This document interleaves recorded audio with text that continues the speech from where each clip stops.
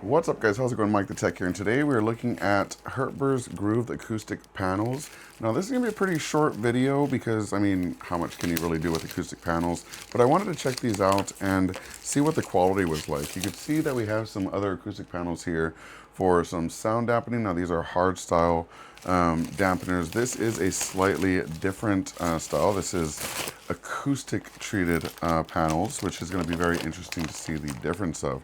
You can see that they are tightly air packed, or vacuum sealed, I should say. And if we open this up,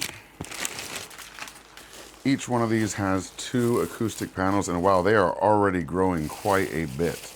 I'll show you the difference here shortly of both of these unpacked.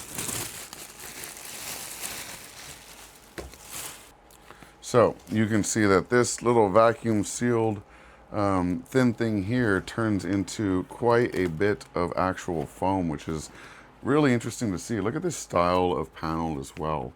It is very, very thin.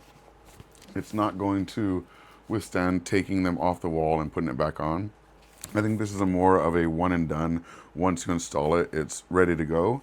But it is a very nice style. We have these vertical walls and at different heights, so that sound waves get all trapped in there and it doesn't reverberate too much or echo back from different sized rooms.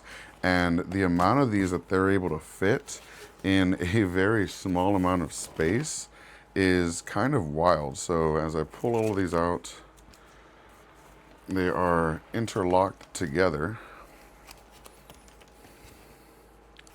And all of these came from just one of these little vacuum sealed boxes here. So that's really cool. I'm going to attempt to acoustically treat my closet and have a nice place to kind of sing, record audio, and maybe even play guitar. But yeah, shout out to HERTBER for sending this over, and thank you so much for watching. I'll put a link to them in the description if you want to pick some of these up.